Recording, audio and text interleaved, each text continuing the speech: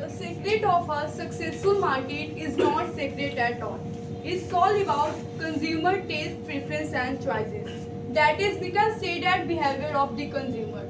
So warm morning to one and all. I am Sachi, BBM second year batch 2, going to present my topic or presentation on the very wonderful topic theory of consumer behavior, that is the Harvard-State model of consumer behavior.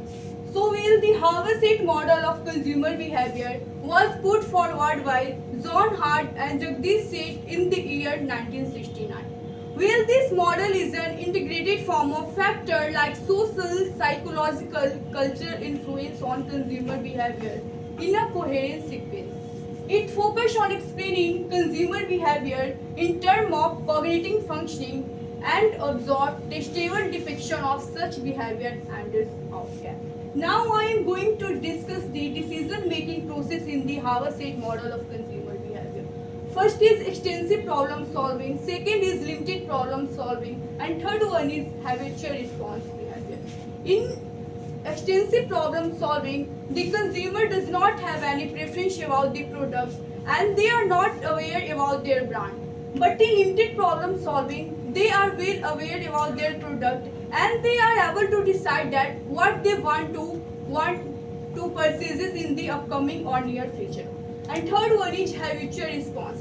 In this, the consumer are able to give feedback or response to the society whether the product is fruitful or unfruitful for us. So now I am going to show the diagram of the Harvard-State model of the consumer behavior.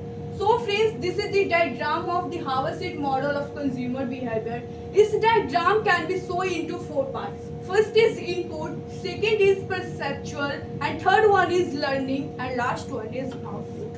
So through this diagram, we can conclude that the input are in the form of stimuli, the output are reaction with the attention that give the consumer, and at last it in with the purchases. In between the input and the output, there are so many variables which affect our perception or learning. These variables are termed as hypothetical in nature. Because it is hypothetical in nature, as at the time of happening, it can't be measured.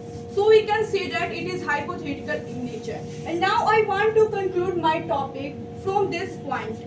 So by concluding this point, I want to say that this model does not establish a cause and effect relation between the variables, but this model only tells about the correlation between the variables.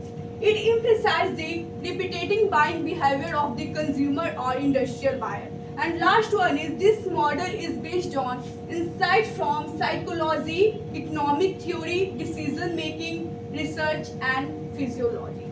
So thank you friend for making patience. Thank you everyone.